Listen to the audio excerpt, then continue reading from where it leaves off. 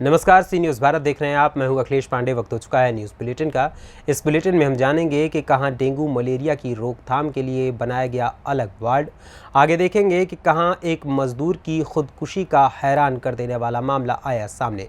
इसी क्रम में आगे बढ़ेंगे और जानेंगे कि कहां 2 दिन पहले एक युवक का सिर काटकर शव को जलाने का मामला सामने आया था। ऐसी और भी तमाम खबरों पर आई विस्तार से करते हैं चर्चा। मौसम में बदलाव और लगातार कई दिन तक चली बारिश के कारण डेंगू व मलेरिया के केस बढ़ने की आशंका बन गई है। इसे देखते हुए शासन के निर्देश पर जिला संयुक्त चिकित्सालय में डेंगू के मरीजों के उपचार के लिए अलग से वार्ड बनाया गया है। वार्ड में प्रत्येक बेड पर मच्छरदानी लगाई गई है। अक्टूबर का महीना डेंगू के लिए पीक का माना जाता है। सितंबर से डेंगू के केस आने लगते हैं और अक्टूबर में सबसे ज्यादा प्रकोप रहता है। नवंबर में ये कम होना शुरू हो जाता है। इस बार अक्टूबर में कई दिन तक चली बेमौसम बारिश ने स्वास्थ्य विभाग की चिंता बढ़ा दी है। शासन ने स्वास्थ्य विभाग को बुखार की रोकथाम व उपचार की अस्पतालों में व्यवस्था करने के साथ डेंगू पीड़ितों के लिए जिला संयुक्त चिकित्सालय में अलग से वार्ड बनाने के निर्देश दिए हैं। इलाहाबाद में तो डेंगू का कोई प्रकोप नहीं है, लेकिन हमारी पूरी तैयारी है। डेंगू जांच के लिए हमारे लैब में पूरे रिएजेंट मौजूद हैं और एक अलग डेंगू वार्ड बना दिया, जिनमें 5 बेड डेंगू मरीजों के लिए आरक्षित किए गए और उन्होंने मच्छरदानी का प्रयोग किया जाए। फिलहाल अब बात की जाए तो कोई अपने यहाँ मरीजों की किस तरीके से? नहीं, फिलहाल हमारे यहाँ डेंगू का कोई मरीज नहीं। फिरोजाबाद से सी न्यूज़ संवाददाता सन्नेश कुमार गुप्ता की रिपोर्ट। जनपद गाजीपुर के बाराचौवर विकासखंड में 1 दिवसीय प्रधानाध्यापक व ग्राम प्रधानों का संगोष्ठी उन्मुखीकरण के कार्यक्रम का आयोजन किया गया, जिसमें जिला बेसिक शिक्षा अधिकारी हेमंत राव ने संबोधित करते हुए कहा कि निपुण भारत मिशन की तरफ बाराचौवर ब्लॉक निपुण लक्ष्य हासिल कर रहा है। वहीं विद्यालय में कायाकल्प में सभी प्रधानों का सहयोग लगातार मिल रहा है। कंधौरा खुर्द विद्यालय में कायाकल्प व कमसड़ी विद्यालय को लेकर उदाहरण दिया और बाराचौवर खंड विकास अधिकारी मनोज वर्मा ने संबोधित भी किया। गाजीपुर से सी न्यूज़ संवाददाता रमेश यादव की रिपोर्ट। उत्तर प्रदेश के जनपद हापुड़ नगर कोतवाली के चंद्रलोक कॉलोनी निवासी एक मजदूर की खुदकुशी का हैरान कर देने वाला मामला सामने आया है, जिसमें परिजनों का आरोप है कि उनका भाई काफी समय से किराए के मकान में रहकर मजदूरी कर गुजर बसर कर रहा था, जिसके चलते सही समय पर काम और मजदूरी नहीं मिलने पर किराया देने में असमर्थ था, जिस पर मकान मालिक किराए के लिए लगातार दबाव बना रहा था। आज भी कुछ ऐसा ही हुआ।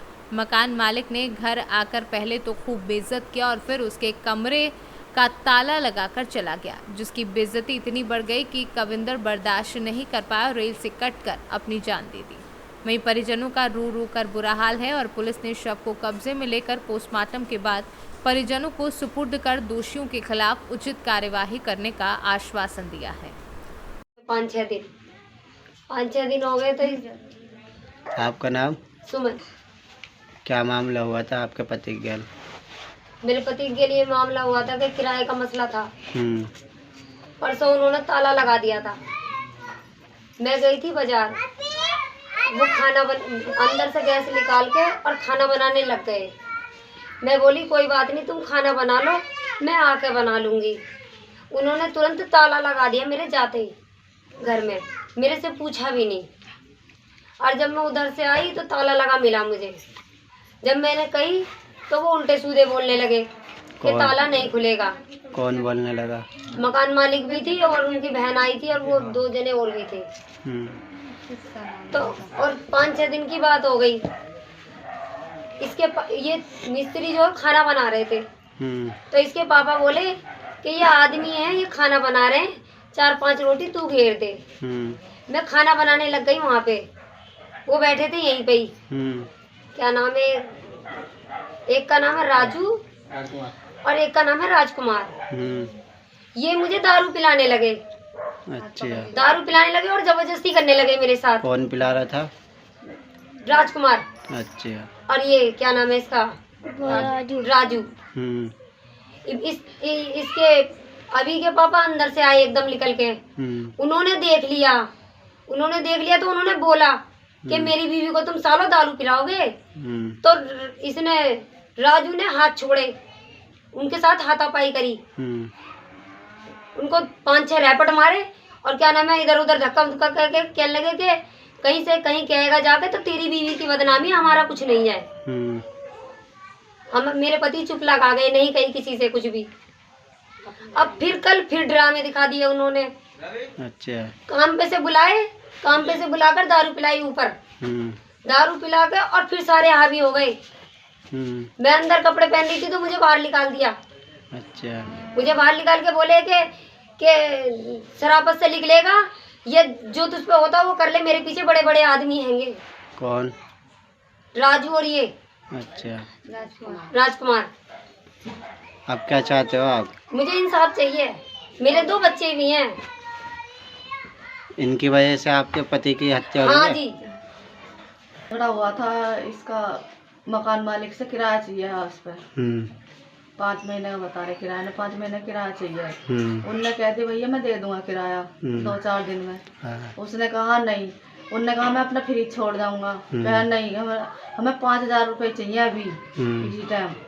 उनने कहा नहीं, फिर कहने लगा नो तो चलो मेरा सामान रख लो, है कोई बात ना, मैं बाद में कमरा जो सामान रहता बाद में कमरा खाली कर दूंगा, कोई बात ना। उनमें मार पिटाई हुई, फिर उसकी बीवी के साथ बदतमीजी करी। अच्छा। हाँ। किसने करी थी? उसने, राजकुमार ने। अच्छा। हाँ।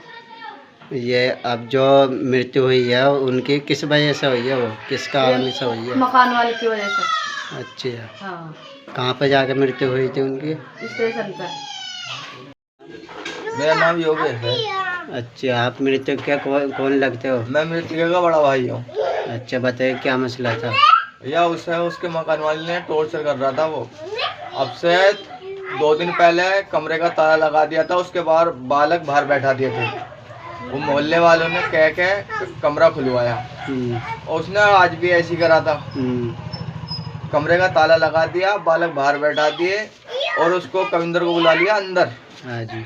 उसके साथ उससे पहले तो दारू पिलवाई, फिर उसके साथ मारपीट करी और उसके बाद उन्होंने उससे पता नहीं क्या कही उसके घरवाली के बारे में। उसने किसी से कुछ नहीं कहा और जाके वहाँ लाइन पकड़ लो। इंसाफ आप क्या चाहते हो? हमें चाहिए इंसाफ। इसके हैं छोटे छोटे तन्नक से बालक, और इन बालकों का क्या होगा? इन बालकों को लेकर ये कहाँ जाएगी? हापुड़ से सी न्यूज़ संवाददाता सचिन सागर की रिपोर्ट। प्रयागराज जिले के करछना थाना क्षेत्र में 2 दिन पहले हुई हत्या में युवक का सिर काटकर उसे जलाने का प्रयास किया गया था, जिसके बाद क्षेत्र में हड़कंप मच गया था। मौके पर पहुंचे एसपी यमुना पार सौरभ दीक्षित, क्षेत्राधिकारी करछना अजीत सिंह चौहान के साथ पुलिस टीम ने शव को कब्जे में लेकर पोस्टमार्टम भेजने के बाद ही जांच में जुट गए, जिसके बाद घटना में अहम क्लू की मदद से मृतक युवक की पहचान कर ली गई, जिसमें मृतक की पहचान सूरज गुप्ता पुत्र स्वर्गीय ओम प्रकाश गुप्ता निवासी पीपी रोड बक्सर बिहार की पहचान हुई है। जिसके बाद कुछ ही घंटों में कातिल तक पहुंच गए और फिरोज अहमद पुत्र दाऊद अहमद निवासी पुरैनी, जो मौजूदा समय में अपनी ससुराल पचदेवरा गांव में रह रहा था। प्रयागराज से सी न्यूज़ संवाददाता मंगला प्रसाद पटेल की रिपोर्ट। हंडिया कोतवाली क्षेत्र के अंतर्गत आने वाले भीटी गांव निवासी छात्र करण कुमार पुत्र रामफल उम्र करीब 17 वर्षीय, जो कि प्रयागराज में रहकर पढ़ाई करता था, 17 अक्टूबर की शाम वह प्रयागराज से घर के लिए मडुआडीह पैसेंजर ट्रेन पकड़कर घर जा रहा था। झूसी पहुंचने पर उसने अपने परिजनों से बात की कि मैं झूसी आ गया हूं, बहुत जल्द ही घर पहुंच जाऊंगा। लेकिन जब देर रात तक वे अपने घर नहीं पहुंचा तो परिजन अनहोनी की आशंका में इधर उधर छात्र की तलाश करने लगे, लेकिन छात्र का कोई पता नहीं चला। जिसके बाद परिजनों ने हंडिया कोतवाली में लिखित तहरीर दी, लेकिन हंडिया पुलिस ने परिजनों को झूसी थाने भेजकर लिखित तहरीर देने की बात की। अगले दिन सुबह जब छात्र को होश आया तो छात्र ने देखा कि वह 4 पहिया बुलेरो वाहन में पड़ा था। इसके बाद उसने अपना मोबाइल निकालकर परिजनों से संपर्क करना चाहा, तब तक अपहरणकर्ता उसके पास आ गए और उसे नशीला पदार्थ सुंघाकर फिर से बेहोश कर दिया। लगभग 10:15 बजे उसका पुनः होश आया तो उसने देखा कि वे एक घनघोर जंगल में खड़ा है और चारों अपहरणकर्ता गाड़ी से नीचे उतरकर आपस में कुछ बातचीत कर रहे हैं। तभी मौका देखकर छात्र दूसरी साइड में दरवाज़ा खोलकर धीरे से निकल गया और काफ़ी देर तक भागता रहा। अपहरणकर्ताओं ने कुछ दूर तक छात्र का पीछा किया, लेकिन छात्र अपहरणकर्ताओं के चंगुल से जान बचाकर शहर की तरफ निकल गया। शहर में आने पर उसने एक ऑटो चालक से पूछा कि यह कौन सी जगह है, जिसके बाद ऑटो चालक ने बताया कि आप वाराणसी में हैं और फिर छात्र ने अपने परिजनों को फ़ोन लगाया और बताया कि वे वाराणसी में हैं। घर लाने के बाद छात्र के पास ही एक निजी अस्पताल में इलाज करा और इलाज के दौरान देखा गया कि छात्र के पेट में 2 बड़े बड़े गोले बनाए गए हैं, जिससे प्रतीत होता है कि अगर छात्र कुछ देर में होश में नहीं आया होता तो उसके साथ अनहोनी हो सकती थी। क्या घटना हुई है आपके साथ? सर मैं 17 तारीख को शाम को 5 बजे 5:30 बजे तक दारागंज से निकला घर आने के लिए। दारागंज स्टेशन पे गया तो 6:40 पर पैसेंजर आती है घर आने के लिए अतरौरा हाल्ट पर। तो मैंने मम्मी के पास फ़ोन करके बता दिया था कि मम्मी घर आ रहा हूँ। उसके बाद मैं जब ट्रेन आई 6:40 पर तो भीड़ थी काफ़ी ज़्यादा, तो मैं दूसरे बोगी से निकल करके विकलांग बोगी में जाकर बैठ गया। तो उसमें 4 लोग पहले से ही थे, मुँह बाँधे हुए थे, तो मैं भी उसमें जाकर बैठ गया। जब ट्रेन वहाँ चली, झूंसी आई, झूंसी से भी चली, तो चाचा का फ़ोन आया था तो बात हुई कि घर आ रहे हो? हमने कहा हाँ चलिए ठीक है। तो उसके बाद मुझे नींद आई, मैं सो गया। उसके बाद जब मुझे सुबह में 8 बजे के लगभग मतलब जब होश आया था तो मैं देखा कि मैं एक बोलेरो में बंद हूँ, ठीक है। बोलेरो में बंद हूँ तो मैंने खोलने की कोशिश की, खुला नहीं। देखा पास में मोबाइल था, मोबाइल ऑन किया तो 8:16 हो रहे थे। तो तुरंत वो 4 लोग आए हमारे पास। उसके बाद मेरा मोबाइल छीन करके फिर से स्विच ऑफ कर दिया, हमारे ऊपर स्प्रे मार दिए। फिर से वो लोग वहाँ से कहीं दूर चले गए। तो जब मुझे दोबारा होश आया तो उस गाड़ी में कोई नहीं था, तो दरवाज़ा खुला हुआ था लेफ़्ट साइड का बोलेरो का। तो मैंने देखा तो काफ़ी जंगल था, वो चारों कुछ दूर पर 2 लोग फ़ोन से बात कर रहे थे और 2 लोग वहीं खड़े थे।